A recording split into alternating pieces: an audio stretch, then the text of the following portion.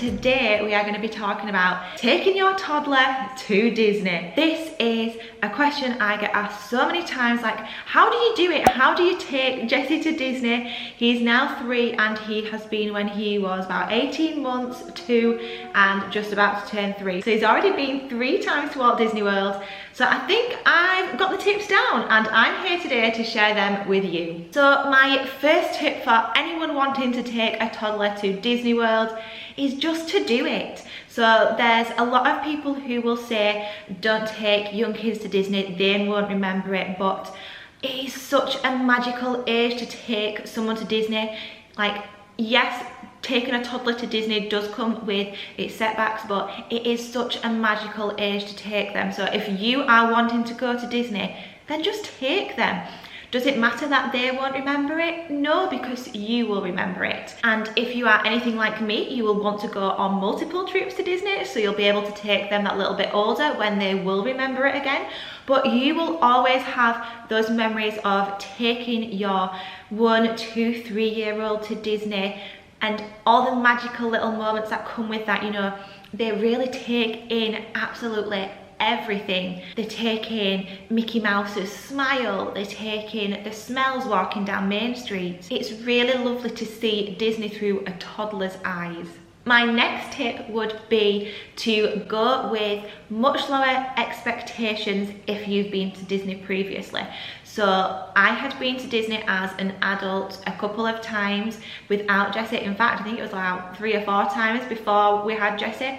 So we used to go and do everything hell for leather, full park days, no downtime, fitting in and cramming in as much as possible, racing round to all the different rides, having all the snacks. Whereas these last few times having a toddler at Disney, I've definitely learnt to lower my expectations. And that was something I went into the very first time we took Jessie to Disney when he was only 18 months old. I went in with low expectations just so that I wouldn't be disappointed. And that is such a good outlook to have, is just to lower your expectations. Not that you're going to have a bad time, but just for what you might be able to achieve.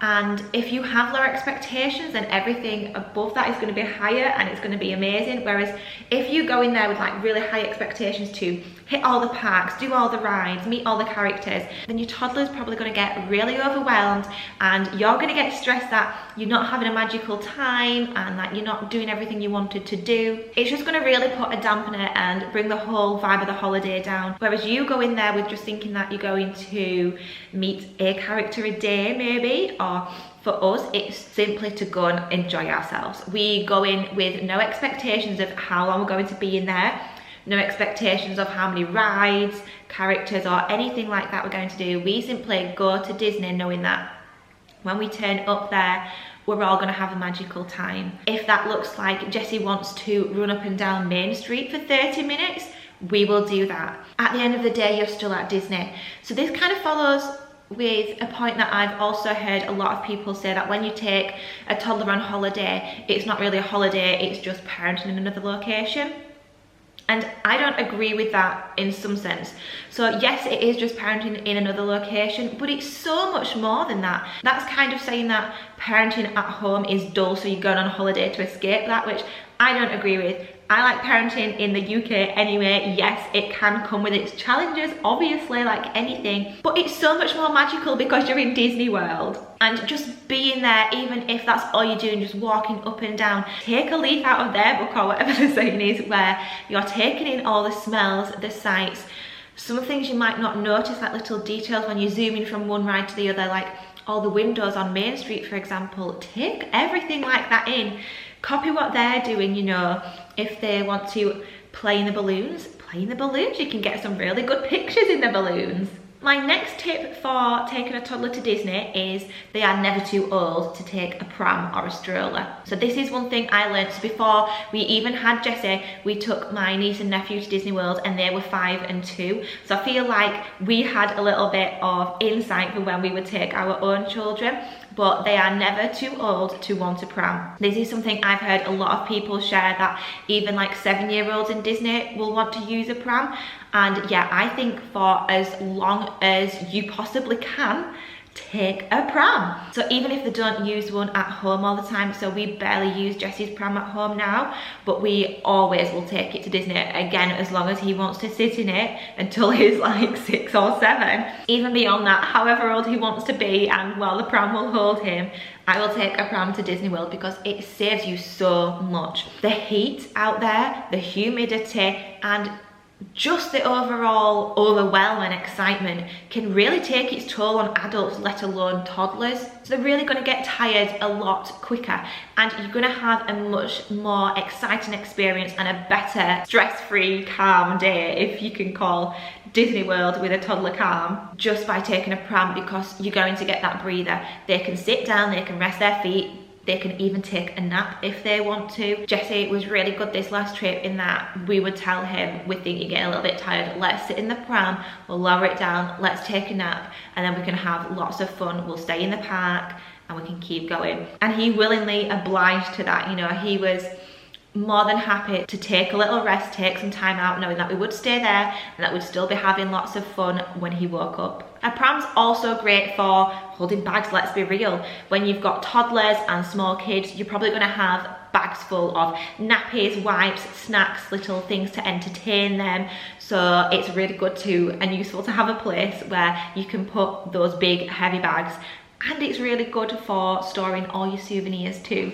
So if you have a pram that has like a little hook, or you can get a hook that you can hook onto your pram, or a basket underneath, it's really good if you want to buy a lot of merch. Now you do have to remember that if you're going to be getting on Disney transport, such as the buses, then you will need to take your pram and stroller down. So if they're going to fall asleep towards the end of the night, then you're going to want to make sure that it's okay to wake them up, if you can ever make sure it's okay, or that you transfer them to you before you have that big palaver. Although the good thing is that on the Skyliner you can keep them up, so if you're going to be staying at a Skyliner resort, they can fall asleep in the pram after you've been watching Epcot fireworks, and you can just push them straight on and into the hotel room. My next tip for taking a toddler to Disney World kind of follows along with the more laid back approach to a Disney World holiday, and that is to have some downtime in the middle of the day or even in the afternoon. So on our last trip, we found it so helpful to head out late morning, come back to the villa for a nap, and I'm not just talking about the toddlers, I'm talking about you too.